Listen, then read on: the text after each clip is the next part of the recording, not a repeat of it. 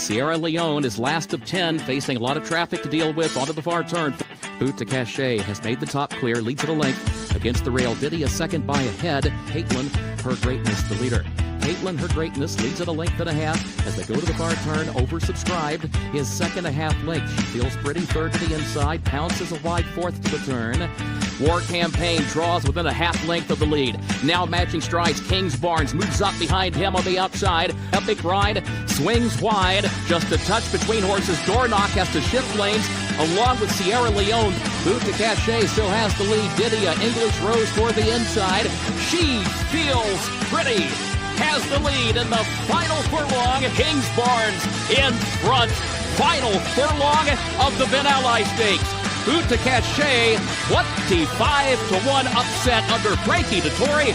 Sierra Leone comes forward for the lead in deep stretch and wins the Toyota Bluegrass. She Feels Pretty, a dominating performance. And welcome in, everyone, to the Keeneland Look Ahead podcast. I'm Jeremy Plonk from Horse Player Now, back for a 34th consecutive meet of handicapping every race for Keeneland.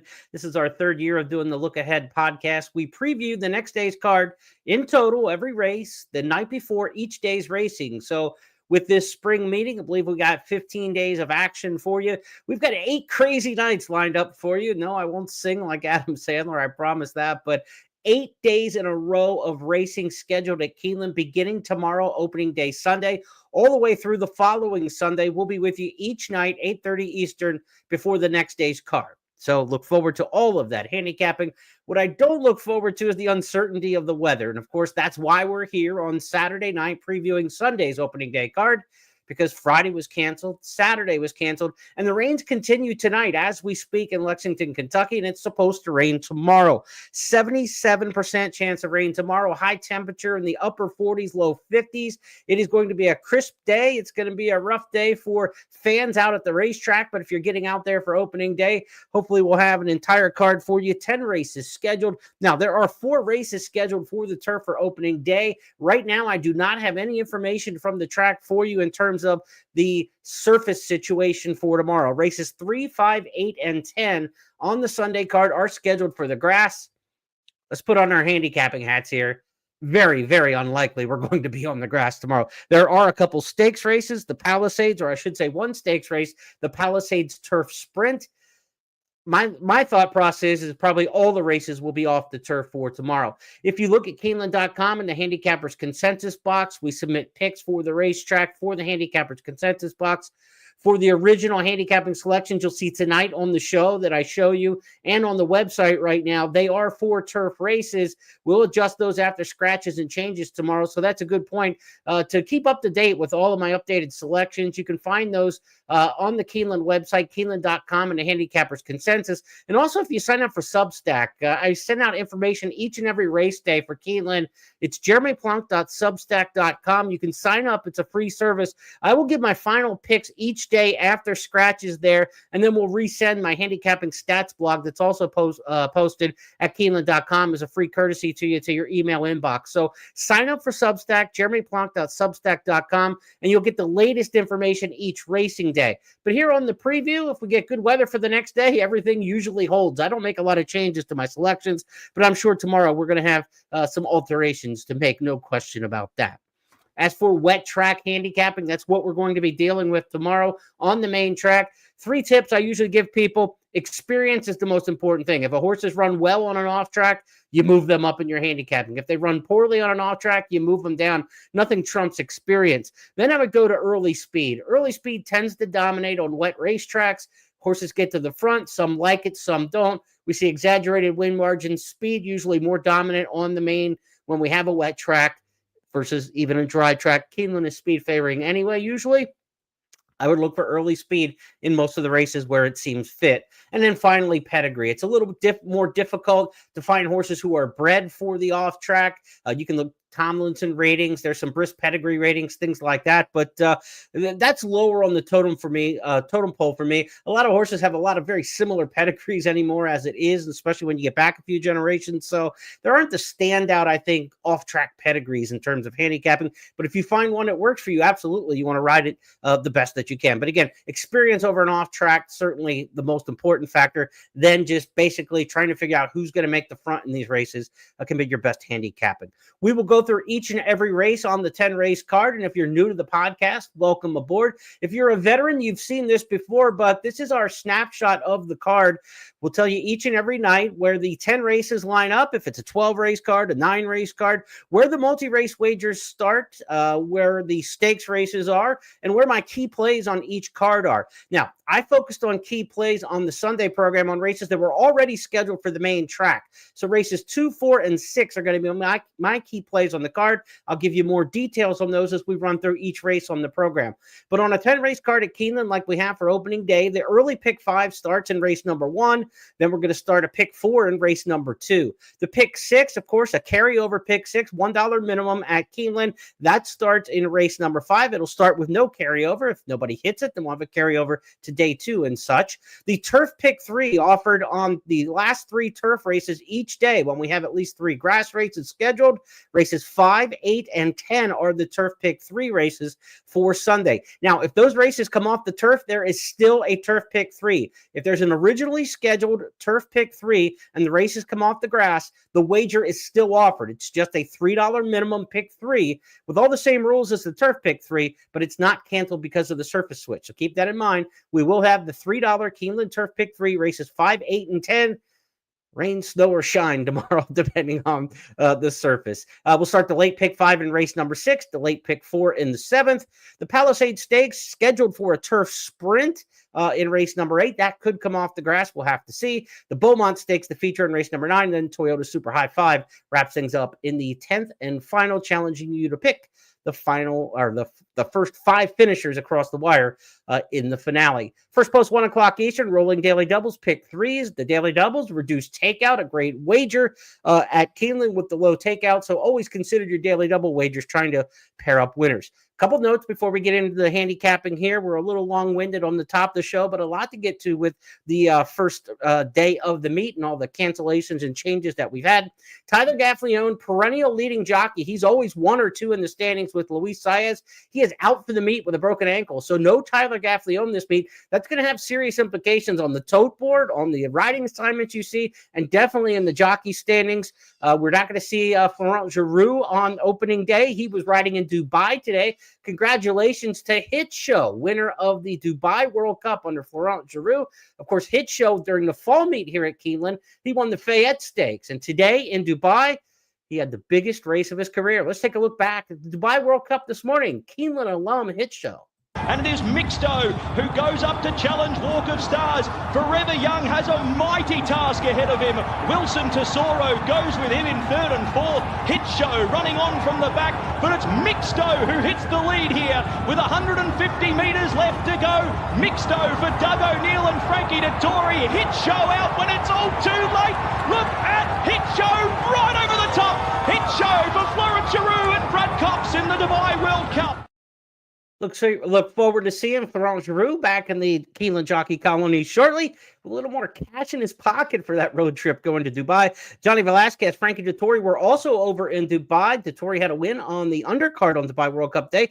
We expect to see both of those Hall of Fame type jockeys riding at the meet at Keeneland as well. Also, congrats to Nakatomi, another alum at Keeneland, won the Bowman Mill here and twice second in the Phoenix Stakes. A really good bang-up second for that Wesley Ward trainee today in the Dubai Golden Shaheen. So the Keeneland alumni doing really well today on the Dubai World Cup undercard.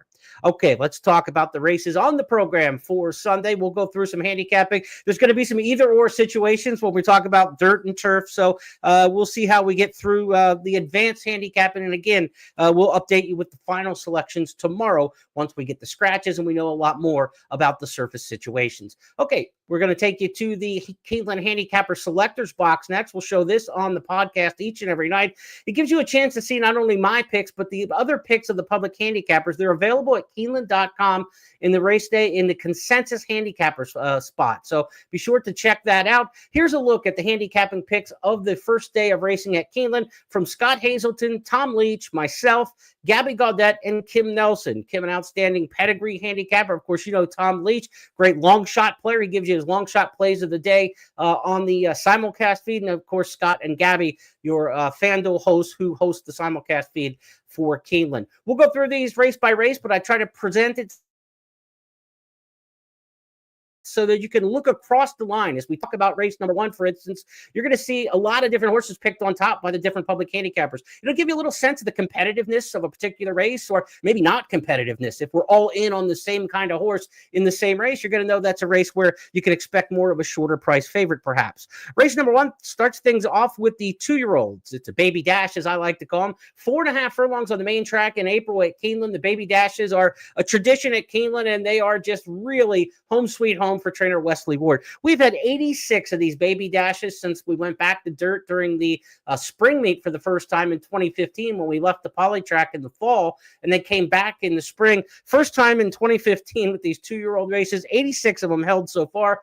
Wesley Ward has won 47 of them. Other trainers won more than 9. So obviously your handicap in these races really start and end with Wesley Ward. Can you beat the Ward horse is typically what you're looking at in the baby dashes. Race number 1's got a field of 12 in here. 2 also eligibles. Wesley Ward has the 12 Daphne Blue and also the 14 Clowning Around. So Clowning Around would need a scratch in order to draw into the field. But Daphne Blue going to be the horse in here that I think you really have to hone in on. It is Wesley Ward, and it's also a horse who's had a local workout at Keeneland. We mentioned 86 of these races over the years. 83 have been won by first-time starters. There's only been a couple experienced horses that have run here during the spring meet and have won any of these races. So we're looking at the first-time starters that have won these races. 71 of the 83 had a workout at Keeneland most recently. And you'd say, well, why don't they all have workouts at Keeneland? If you skim through the past performances, you're going to see very quickly a lot of them do not train at Keeneland before these races. So it is a good eliminator. The first thing you want to do is look what Wesley Ward has.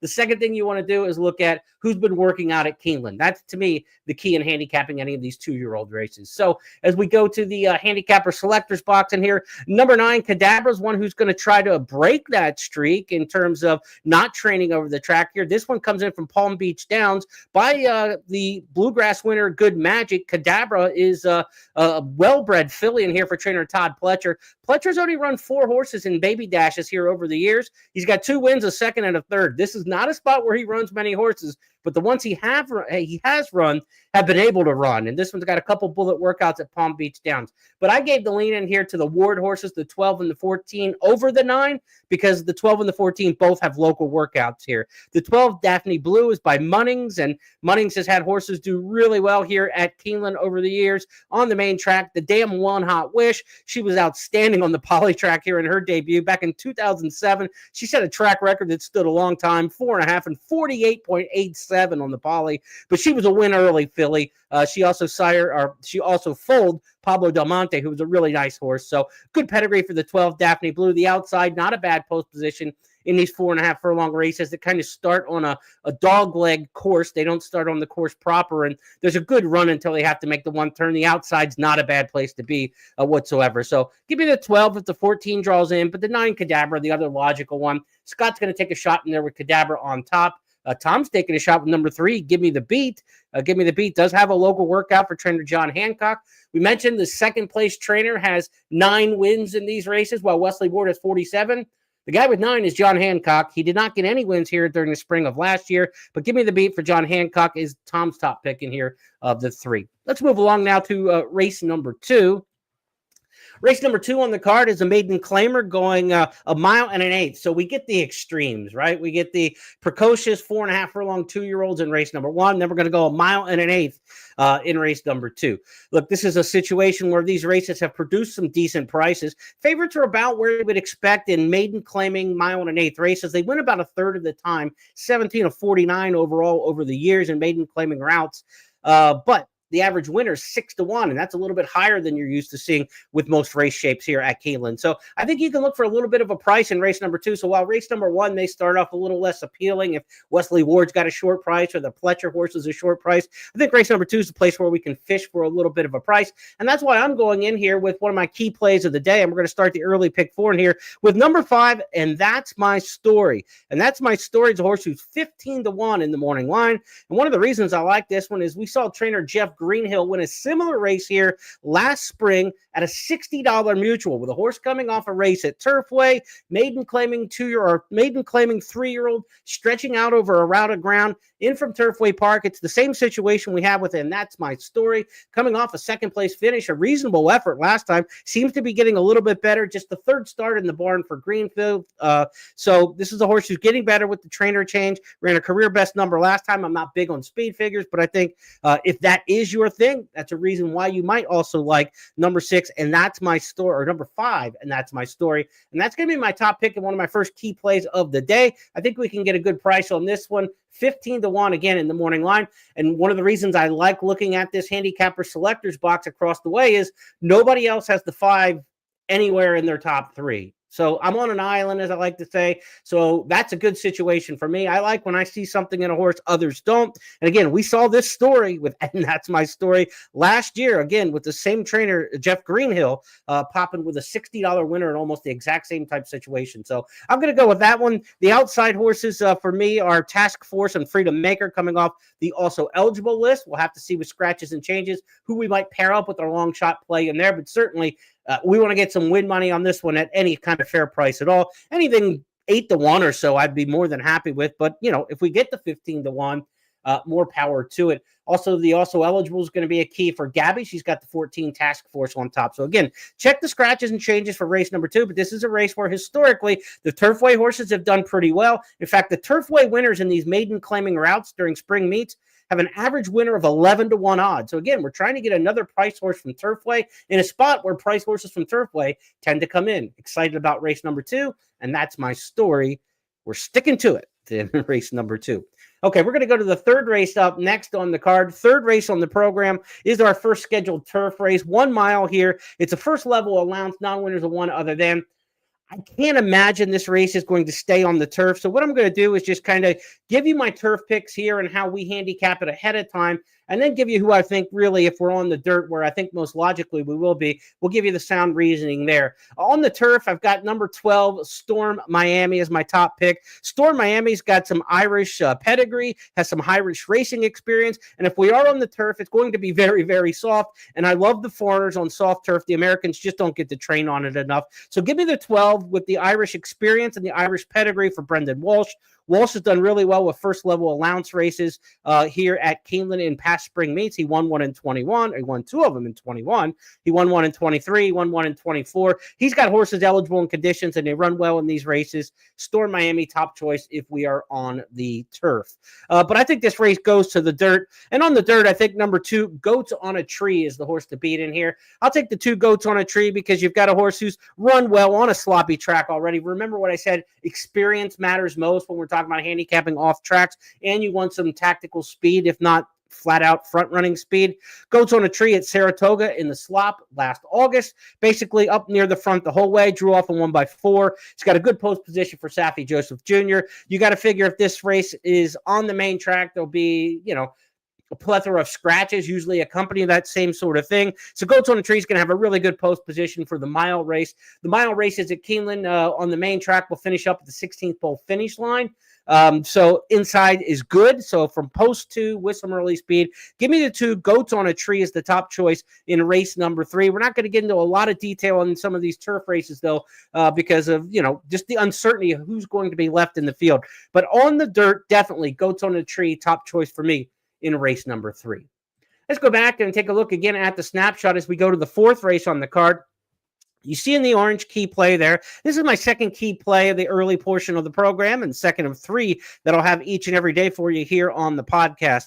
I think this is a horse in here who's 6-1 in the morning line that we're going to get a nice price. We're going to get a really good chance to connect on this one. I don't think we're going to get the 6-1 price, though. I think we're going to see a smaller price on number 5, Peakant. Now, Pekin isn't the top choice by any of the other handicappers, but they're all throwing respect at him at second. Second for Scott, second for Tom, second for Gabby. And why is that? Because, well, we saw trainer David Jacobson and jockey Irad Ortiz team up 4 times last year at Keeneland. They won 3 of them. This connection, when they come in for Pekin to lure Irad Ortiz, I think this horse is going to be very dangerous in this spot. It's a 7-furlong sprint. I don't think there's a lot of early pace in this race. And again, I think you want speed here on and off track for sure. And this horse has sprint speed. Not a horse who necessarily goes to the front in previous races. But when you look at some of the others in here, there's not a lot of sprint speed in this race whatsoever. I don't think this horse is going to be very far off of it. I think this horse is going to be able to sit pretty close. There's a lot of horses in this race cutting back from 2-turn races to 1. That's not a great recipe. 7-furlong races here at Keeneland. Generally, about a third of the races are won by horses who ran longer last time cutting back. 2/3 are won by horses who ran 6 or 7 furlongs, 6.5, something shorter versus some horse going longer cutting back. And I just think there's a lot of cutback horses in here who could be susceptible to a true sprinter. I don't think Pekin's going to go straight to the front, but I don't think he's going to be very far off of it in a field that's loaded with routers turning back in distance. So my second key play of the day, Jacobson, Ortiz teaming back up here. I don't think we're going to get the 6-1. I think this horse will kind of be a wise guy horse and get played by some people and drop in price, but I think that's the one to beat. The 8 Art Fair's got plenty of speed. That's the other one I think you probably want to consider in here because speed should be pretty effective. Art Fair did make the lead last time out going 7, made the lead going 5.5 down in Florida on the synthetic for Mark Cassie. Jose Ortiz, I think, goes to the front and takes this horse as far as they can go on the front end, and I think Pekin sits pretty close up. So the Ortiz brothers kind of have a say of the race, I think, going to the quarter pole, and we'll see which one can finish better. For my money, give me Pekin over Art Fair, though. This looks like an exact type play to me. 5 over the 8. The 10 tries all the time, and a horse who's run well enough here at Keeneland in 2 prior starts, ran okay, but I don't think the 10 can light up the 1 or the 2 in here, or the top 2 picks that I have in here. I think on the main track, I think that Pekin and Art Fair are going to be a little bit better than Mohair Sam. So give me the Ortiz brothers here, 5 and 8. 5 on top, though, for sure, in one of my key plays of the day there in race number 4. We'll switch things up and go to the 5th race. The pick 6 starts here. Again, $1 pick 6 minimum at Keeneland. Traditional pick 6 is not a jackpot. It pays off each day that anybody has 6 winners. There's no single ticket denomination like a jackpot wager. But if nobody hits it, then we have a carryover to the next day's racing. Turf pick 3 is going to start here in race number 5. The race is scheduled for 1 mile and 1/16 on the turf. Let's go back to the handicapper selectors box. We'll talk about the turf scenario first. I told you earlier, I like foreign pedigrees and foreign experience on soft turf courses. The easy way to say this is handicap the parentheses, I say. Horses with parentheses in their name are foreign bred. They're more equipped and better equipped and many times experienced before they come over to the U.S. in going over soft ground. So for turf, obviously, I've got 3 with parentheses, 5, 12, and 1 in that order, the way I like them if we are on the grass. I don't anticipate that we will be. So let's talk about a dirt scenario in here where number 2, Just Better, is a horse who's got the experience on a wet track. 2 races over a wet track, a win and a second place finish. The win came at Keeneland, almost wire to wire by 6 lengths in an off the turf race last April. Same scenario here for trainer Steve Asmussen. Just Better in post 2 is going to be inside speed. This race would be at 1 mile and 1/16 on the main track if it goes to the main. Again, 1 mile and 1/16 races also finish at the 16th pole finish line. So this is a horse who just needs to get out there and get going. Chances are if we're on the dirt, the 1's going to scratch. So 2's got rail, speed, win over the track at 1 mile and 1/16. I don't think they beat the 2 Just Better if this race goes to the main track. Number 10, Chilled, one to keep an eye on the sloppy going if this race goes to the main as well. A winner 2 starts back at Churchill. That was in November, going a 2-turn route from off the pace. So the 10 Chilled doesn't have speed, but can close and rally some. And if Just Better is just the best horse in this race, then he blows everybody away on the front end, and the horses chasing him may get gassed, and then the horse who comes along and rallies for second can be just passing tired horses. So 210, the exacta for me, if we are on the dirt here in race number 5. Also keep an eye on the also eligibles in this race. If we're on the main track, the 13 Browdy Ferry and the 15 Shiloh's Mistress, both would be horses you want to consider a little bit on the off track if they draw into the race. But for the most part, I think this is 210 solid. 2's got the speed. The 10 comes along and gets second in race number 5 if we are on the main track. That's the 5th as we go towards the back half of the card coming up next in race number 6. Let's go back here to the snapshot and see. Race number 6 is going to be our third and final key play of the main track races that we're focused on. Pick 5 is going to start here in this race as well. In race number 6, the horse we've got is 6-1 in the morning line is our key play, and it's number 2, Especially top choice in here for me. None of the other handicappers have the 2 picked on top. In fact, only one third place dubbing in here for the Cherie DeVaux trainee. I'm a bit surprised because Cherie DeVaux had such a big year last year, and she was so live on the tote board that some of the other public handicappers didn't go this route. She won 26% of her races last year at Keeneland in 2024. Just a breakout year. I think this is a great draw for a mile and a 16th. Should have some pace. The 1, Paris Lily, may go and be some speed. The 2 especially can be right there off a race at the fairgrounds. Jose Ortiz riding, and we talked about the lack of Tyler Gaffalione at the meet this year and what may happen and who may be impacted most without Tyler Gaffalione. Luis Saez is going to get his wins. We know that, right? He's going to be 1-2 in the standings. He always is. I think Jose Ortiz is the guy he's going to have to beat to win the leading rider title. In fact, Ortiz may beat Saez this season. Why do I say that? Because instead of going to Florida this year, Jose Ortiz went to Fairgrounds. And he had an amazing year at Fairgrounds. Won about 31% of his races, was by far and away the leading jockey there. And he is riding lights out right now. And there's just so many more Fairgrounds-type horses that he could get on that normally might go to Tyler Gaffalione. A lot of those Mid-South and Kentucky-based trainers will come back to Gaffalione when they get to Kentucky. I think Jose Ortiz is going to get a lot of very, very, very live mounts. And he's on especially for a hot barn last year, Cherie DeVaux, here at Keeneland. So my final of the 3 key plays on the card, race number 6, the 2 especially. I think Ortiz is going to have a big year. This horse has got inside. He's got some pace about him. Raced once on a sloppy track and didn't break at all, but then came through and ran well at the end of that race, setting up for the second career start. I think this horse handled the slop okay, did not handle the start okay, sprinting. So I think especially is going to be much closer to the pace than the last time we saw that one race in the slop. As for the other handicappers in race number 6, as we look across, nobody else goes with especially. Justin Queso gets a couple top choices in here. Chasen as well. Chasen's my top pick. Has a lot of underneath love from the other handicappers in here. Chasen for trainer Brad Cox. Comes out of a 4th place finish in the Silver Bullet Day Stakes last time out at Fairgrounds. Didn't continue on the Fairgrounds series. Brad Cox already had the big one, Good Cheer, who ended up winning the Fairgrounds Oaks. But the fillies who chased last time included Simply Joking, the winner of the Silver Bullet Day. She came back last week and ran a very good second in the Grade 2 Fantasy. She'll be next up in the Kentucky Oaks. The filly who ran 3rd in that race, Drexel Hill, came back and won the Busher Stakes in New York. So that was a very live edition of the Silver Bullet Day in which number 10, Chasen, exits. She does get first Lasix. She'll be a very, very tough out in here, but she's got a difficult post position from out wide on the track there with the short run to the first turn at a mile and a 16th. You've got Saez on the 10. You got Ortiz on the 2. I think that's the way the jockey standings are going to kind of look at the end of the meet. Those 2 are going to battle it out. And this might be one of their first real head-to-head battles. The 2 and the 10 in race number 6, the main players that I'm leaning on.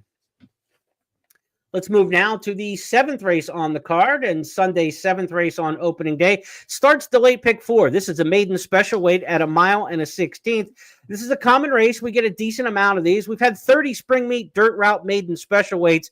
And the public usually dopes these races out pretty good. You're not looking for a major upset in these races. Out of the 30 races offered, 16 winning favorites, so more than 50% winning favorites. The average winner's 5-2 in maiden special weight dirt route races here this time of year at Keeneland. So Heavenly Sunset, the 1, I think is going to be a horse for Brad Cox, who's going to be pretty well backed off a good debut effort. Brad Cox's horses win over 30% in mile and 16th races here at Keeneland. Flavian Pratt rides. You're going to have inside speed with a horse who ran in the slop first time out, so experience in the slop in that career debut. I think the 1, Heavenly Sunset, can just kind of hug the rail and be the one to beat in here. I'm the only one picking Heavenly Sunset on top, but I don't think we're going to get a very very big price in that respect. It wasn't a huge buyer speed figure, so maybe the 2 Salted will give bet more with the 81 buyer strongest in the field in here. I believe that 81 tops the yes, it does top the field. So the 2 Salted probably goes favorite in here for Irad Ortiz and Mark Cassie. Come out of a 3rd place finish in a maiden special, but I was a little disappointed in that race because Cassiar was in that race and won, and then she came back and ran in the Gulfstream Park Oaks, and I thought she'd run a little bit better than she did. So I'm not sure if that race Salted comes out was as strong as maybe the number might suggest. So we'll find out. But Salted has a good post position, obviously, as does the 1 Heavenly Sunset. But I'm going to try to beat the 2 in there. The 5 is one I threw in as well, Plaza Q. This horse is really for a $17,000 full, has really outrun the expectations to this point. Bought for $17,000, the Sky Mesa. Kenny McPeak's done pretty well with these kind over the years. Has a workout over the track. Has a couple pretty good efforts down at Oaklawn, where I think the 3-year-old fillies were strong this year. So Plaza Q, coming off a couple back-to-back 2nd place finishes at Oaklawn. One to watch in here. 1-5, the way I've got it. I'm going to try to beat the 2 in here. Maybe we get the 2 all the way out of the exacta as well. Some really nice pedigrees, though. If you like the pedigree plays, race number 7, Keeneland in the spring or even in the fall, the pedigrees are like so cool because you get like some of the best of the best here and at Saratoga in the summertime. But the 9 in the Stars is by Into Mischief out of Stellar Win. How great of a race mare was she? Then you've got the 11 in here, Ganya M, and she's Uncle Mo filly out of Angela Renee, who was a really good race mare for Todd Pletcher. Pletcher trains this one here. Ganya M, the 11 is definitely one you want to watch in this particular spot. But again, a tough post position towards the outside. I'm not sure that's a great draw for that particular one, going the mile and a 16. So we'll see.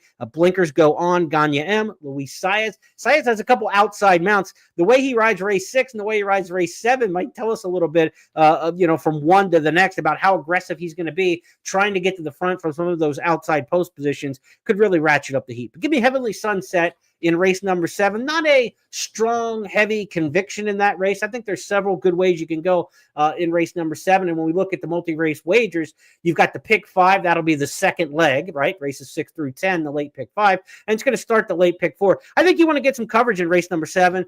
I don't like the spread in bad races, and say, well, there's just nobody I like, so take a bunch of them. I'd rather spread in good races where there are a lot of good options, where the 4th or 5th pick in the race is a horse you legitimately like. I think that's the kind of race number 7 is on the card. And again, that one's scheduled for the main track, not for the turf. So you're probably going to have most of the field stay in that race, where some of the other races might lose their field size. 7th race seems like a race where you can get a nice horse at a nice price. But again, those races tend to run a little chalky. So we'll see how the 7th turns out, but I'll go with the 1 in there as the tepid choice. Let's go to the 8th race next up on the program, and the 8th race on the card is our first of 2 stakes races. It's the Palisade Stakes. It's the middle leg of the Turf Pick 3. We've run this race 5 times since it debuted in 2019. The favorites have lost the last 4, so who knows? Maybe you can find a horse in here at a little bit of a number. 4 of the 5 winners of this race were making their first start of the calendar year, so don't be afraid of one coming off of a layoff. Dream Away is one of those, one here on debut last April, and a horse who ran in October in the Speakeasy Stakes at Santa Anita when last seen. Could be a first-time comebacker there to keep an eye on. That runner in there, probably the horse to beat on the turf for me. I'm going with Dream Away if this race stays on the grass. On the main track, though, maybe there's a couple other in here that you might want to consider as well. But from a turf standpoint, I'll go with Dream Away on top in here. That's also Scott's number 1 pick in here. Make It to Cheyenne, the 4. Turbulent Force, the 6. Also get some top love in here. Middle of the track, 4, 5, and 6 seem to get a lot of the attention from the public handicappers here if this race stays on the turf. But if it goes to the dirt, Long Neck Paula becomes my top choice in here. She was really good last year. She beat the boys at Keeneland in the Bowman Mill Stakes. Let's go back and take a look at that. Around the far turn, Long Neck Paula's second by 6 lengths. Back to Tough Catch and third, quarter mile to go here. Then Terrapin Station, Politically Correct is last. And here comes Long Neck Paula trying to chase down Macho Music. There's still 3 lengths between them, though. There's a furlong to go in the Bowman Mill. And here comes Tough Catch. Swings off the rail from third, but running out of time. Still 4 lengths away. Long Neck Paula right alongside of Macho Music. And then Tough Catch to third, to second. Here is Long Neck Paula trying to hang on. Long Neck Paula wins it a half length on the line over a closing tough catch in the Bowman Mill.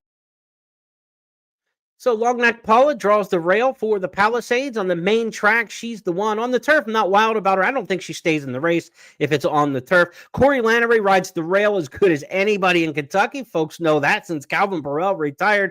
Brian Hernandez, Corey Lannery, those two guys really know the way around the pine. I think Long Neck Paula's got inside rail speed. Will be the horse to catch. She has never run on an off track, though. Wesley Ward's won this race twice in its 5 years of existence, 21 and last year in 2024. So he's got Long Neck Paula. He also has the 5 Dream Away. I think they both stay in the race if it's on the dirt, but I think on the dirt, Long Neck Paula might be the better of the two. Also on the dirt, I think you want to keep an eye on number 10, Warheart. Warheart is sired by Omaha Beach. Omaha Beach's horses win 24%, one of the top sires of horses on the Keeneland dirt over the last 4 years. I ran some numbers on the database. On my Substack, I sent out a list that I use for handicapping on the turf at Keeneland of top turf sires, and Omaha Beach is on that list. Warheart, one to watch here if this race comes off the dirt. The turf are off the turf. The turf form isn't bad for this horse at all, but I think if they give this horse a shot on the dirt with Jose Ortiz, that you want to give Warheart a little bit of a look in here. So I've got the race 110, 3, 5, that kind of look. Omaha Beach also sires the 3 in here, Normandy Coast. So you got a couple Omaha Beaches and a couple Wesley Wards. I think that's the way you want to mix this race up if they run it on the dirt, and I expect that they will run this race on the dirt. So 110, 3, and 5, the way I am looking at the Palisades. Let's go next up to the feature race on the card. It's race number 9, and it's the Beaumont Stakes. The Beaumont for 3-year-old fillies, grade 2, about 7 furlongs the distance in here. We've run this race on dirt 10 years since going back to the dirt back in the spring of 2015. Favorites are 6 for 10. The average winner of the Beaumont is just 5-2, and 7 of the 10 winners have been 5-2 or less. This has not been a race to be shopping around for any kind of big prices. And it's not been a race to try to challenge Brad Cox. He's won the race the last 3 years in a row. So in the Beaumont Stakes, we've got a field of 6 with 2 Brad Cox entries in here. Number 1, Eclatant, and number 5, Stunner. These two are familiar with each other. One is familiar with Keeneland. Eclatant won an allowance race here during the fall meet in handy style as an odds-on favorite. The two of them matched up last time out in the Forward Gal Stakes down at Gulfstream Park. Going to give you a chance to watch the Forward Gal, and we'll talk about their rematch and which one we might prefer as we come here to the Beaumont on Sunday. But here's the Forward Gal from Gulfstream. Mile at a wicked 44-3. They're on their way home. Rojo Rita has the lead. Stunner working hard to get by the Queen's MG with every opportunity. Eclatant down the center and Unchained Elaine still needs room. 1/8 of a mile to go in the Forward Gal. Eclatant charging hard at Stunner. In between, it's now the Queen's MG. They come past the 16th pole. Eclatant rallies forward. Brad Cox and Louis Saez win the Forward Gal for Stone Street. It's Eclatant, the winner. Stunner was second. The Queen's MG. Eclatant got the little easier trip, even though being outside, you say, well, you had ground loss, but between horses most of the way, I thought Stunner had a tougher trip. Now Stunner's drawn to the outside in post 5 as we look at the field for the Beaumont, and you've got Eclatant down on the inside. It's kind of role reversal in here, and I think that and the fact that you're going to get a better price on Stunner than Eclatant because of that result last time, that makes Stunner to me the bet in here. You also get Flavien Prat. We talked about Brad Cox winning this race the last 3 years in a row. His jockey in all 3 of those winners was Flavien Prat. Eclatant gets Luis Saez, cry no tears for that with Keeneland's leading jockey Saez aboard. But Flavien Prat, outstanding, just a tremendous stakes rider in 2024, still riding tremendously here in 25, obviously. I think Stunner can beat Eclatant, and that's the way I'm going to go here in the Beaumont, and I think we're going to get a better price on Stunner. As we look across the way, nobody's going with the Brad Cox horses except me. Everybody's in on GW's Girl, a 2-time winner at Oaklawn, winner of the Mockingbird and the winner of the Dixie Belle, beat a couple next out winners. I respect GW's Girl, but I don't think that going against the Brad Cox horses in this particular race, in this situation, is the right way to go. Eclatant's already had a win over the track. I think Stunner's going to provide some great value in here. If GW's Girl wins under Jose Ortiz, it won't be a shock, but I don't think, looking at the other handicappers across here, it would appear that GW's Girl is going to be a fairly solid favorite in it. As we take a look at the odds for the Beaumont Stakes here, let me scroll through. The morning line maker, Nick Tamaro's got 8-5 on Equatant, 2-1 on GW's Girl, and 3-1 on Stunner. I'll take the 3-1 on Stunner as the value play in there, and I think we might even get a little bit higher than that, because the way this looks, they're going to go tougher. They're going to go stronger on GW's Girl than what the 2-1 morning line might suggest if 4 or 5 public handicappers are on the same horse. And that's one of the reasons why we do this and show these, to try to give you a little bit of sense of what the potential prices might be. So if you came into tonight and thought, I can't wait to bet GW's Girl tomorrow, and then you see 4 out of 5 public handicappers all on the same horse, you might not get the price you were expecting. Maybe you will, but typically what we've seen over the years doing the show, when everybody's kind of, congealed around the same horse, the public's usually kind of the same way. It's not that they're following the public handicappers. It's just everybody's attracted to the same things they're seeing in the past performances. So if 4 of the 5 public handicappers are, chances are a lot of the public you're playing against will be as well. If you like the Brad Cox horses, that's good news. You're going to get a little bit better price. Give me the 5, the 1, and the 3. If you're playing multi-race wagers in here, I think you want to get a little bit deep and probably use all 3 of them if you can limit some of the other races. We do want to give you a little bit of sound here on number 4, Continuity. First start since October. We told you that's this is a race where horses coming off a layoff can do some damage. First start back for the year, not necessarily a bad thing in some of these races. Continuity's been away since October. Tom Leach, the voice of the Wildcats and our Keeneland Select handicapper, he does a lot of work going around the stable area or in the barns or in the paddock on preview days, and gets us some video that goes on Keeneland.com and on the @Keeneland Racing Twitter feed and X. So we'd like to share some of that when we can. Here's his interview with Eddie Keneally, the trainer of Continuity. Get a little bit of extra insight on that runner going towards the Beaumont. Eddie Keneally will saddle Continuity in the Grade 2 Middle Ground Capital Beaumont. She won first time out. He took her up the first level allowance at Colonial and then into the Grade 1 stake here. So that would suggest maybe that you had a pretty high opinion of what you'd seen in those first 2 starts. First 2 starts were both wins, so we were very happy with her. And in October of her 2-year-old year, we tried her in the Grade 1 Alcibiades at Keeneland. She was beaten 4.5 lengths. She was 4th. And the 3 that finished in front of her subsequently turned out to be top fillies, all 3 of them. And then we decided to give her the winter off for no reason at all, just to help her develop and grow and mature. And she came back really, really good this spring and has had some very, very good workouts. So we're excited to get her back to the races. What are you seeing in those workouts that get you excited about her 3-year-old year? She's been working awful easy and going at a decent clip and putting up some good times while still well in hand in the bulk of her work. So she acts like a quality filly, and she's training like one. And again, we're ready to start her back. It's a deep field enough. There's some quality fillies in there, but we got to start somewhere. So we're in the Beaumont. Do you think there's a lot of upside for this filly as a 3-year-old? Absolutely, yes. I think there's a great schedule of races going forward for 3-year-old fillies, and at some point perhaps we might try to turf with her as well. But for now, we're on the dirt, and we're going to stick with that because she hasn't done anything wrong so far for us. So hopefully she'll pick right back up where she left off. How have you seen her improve from 2 to now through her training? She's really bulked up and increased weight and muscle tone, and she's just a much more mature horse to look at now. She's much more powerful. She was a good-looking 2-year-old, but we felt like there was more to come physically as she got older, and sure enough, she looks twice the horse she did last fall. Coming back and going in a Grade 2 and this little longer than 7 furlong distance is certainly a big ask. What is that a concern, the distance? Not really. I mean, she ran 1 mile and 16 in October as a 2-year-old in a Grade 1 and didn't get beaten very far. So the 7+ distance is not an issue for her, even off the layoff. I don't think that's an issue at all. It's just quality fillies is the biggest issue, and that's what you expect when you're running in a Grade 2 at Keeneland. Did you guys think that she had this kind of ability when you were getting her ready to make her first start?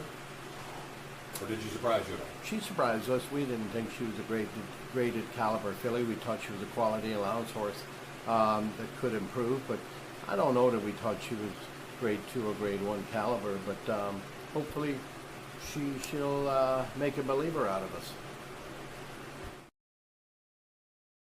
Thanks to Tom Leach and to Eddie Keneally for the interview there. We'll get more from Leach throughout the course of opening weekend or weekday. What do we call it? Starting things out on a Sunday. But we've got more sound from Tom Leach coming up for some of the big stakes races over the next few days of the opening of the Keeneland Spring Meet. Let's go to the 10th and final schedule for the turf here. Final leg of the Keeneland Turf Pick 3. This is also the Toyota Super High 5 race, which challenges you to pick the first 5 finishers in the race. $150,000 allowance, a mile and an eighth on the grass. I don't think we're going to be on the turf, but if we are, number 2, Balnikoff, the top choice in here for me.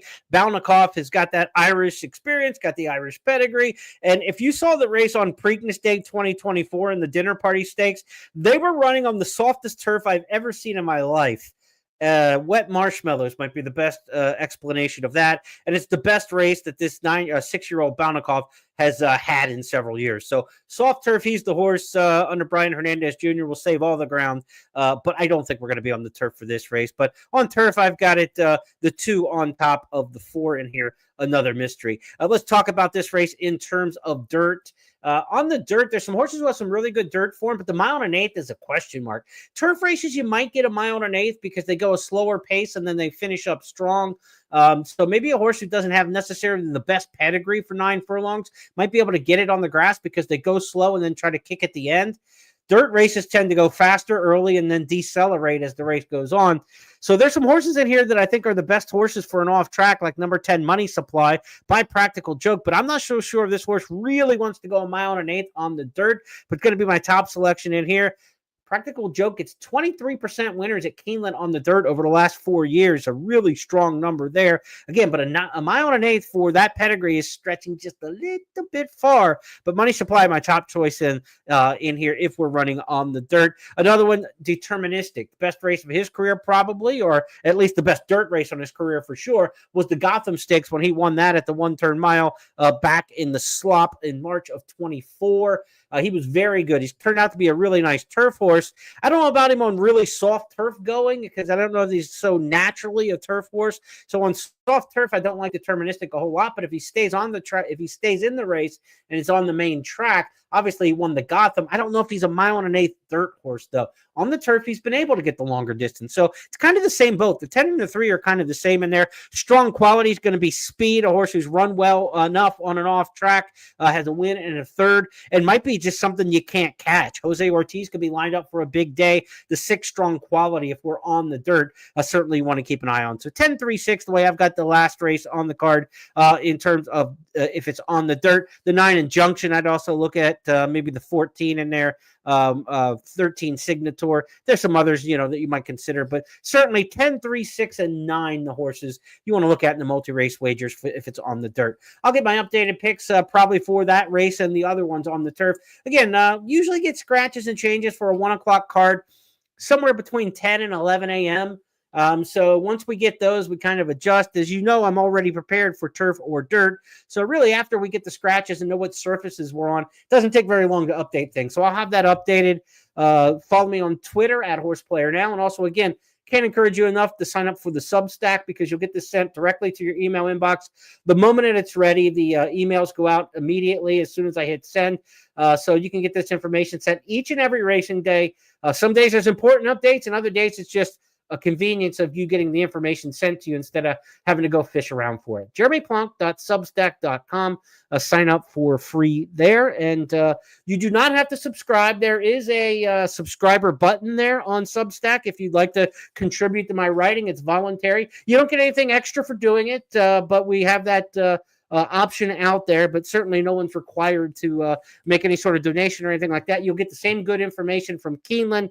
I also will have some other stuff for other tracks and handicapping information from around the country throughout the course of the year. But for the Keeneland meet, everything you need. No need to sign up and subscribe unless you want to. But again, subscribe in terms of getting on the newsletter list for sure, but no payment option needed at all there to get the information sent to you each and every day. That's going to wrap up our first of 8 in a row of these Keeneland Look Ahead podcasts for opening week / extended week. I don't even know how we're going to define these first 8 days of the season, but we'll be here each and every night, 8:30 Eastern. So tomorrow night, tomorrow will be Sunday, and we will handicap ahead to the Monday card. And the Monday card, I can tell you, was the original opening day card that includes the Ashland Stakes. So 3-year-old fillies looking towards the Kentucky Oaks on Monday. We'll preview that tomorrow night. Oh, the races I saw around the country today, there was nothing in there in the 3-year-old filly races that would scare anybody away from the Kentucky Oaks. Good Cheer looks like an absolute standout, the winner of the Fairgrounds Oaks. She won that race a couple weeks ago and is in the clubhouse. But the fillies that won in New York and California today didn't do anything to me that could warm up Good Cheer. We'll see if somebody out of the Ashland can do that come Monday. We'll talk about that race as the feature tomorrow night. Good luck. Be sure to tune in to today at Keeneland, 11:30 a.m. Eastern on the Keeneland simulcast feed or any of your favorite ADWs. They'll all have the show. Scott and Gabby will give you the first look at the conditions at the track. Also follow at Keeneland Racing on X. They'll give you the most updated information that you can get in the morning. Have a great night, everybody. It's a pleasure to be back for my 34th meet, and we'll be back again tomorrow night. Have a great night.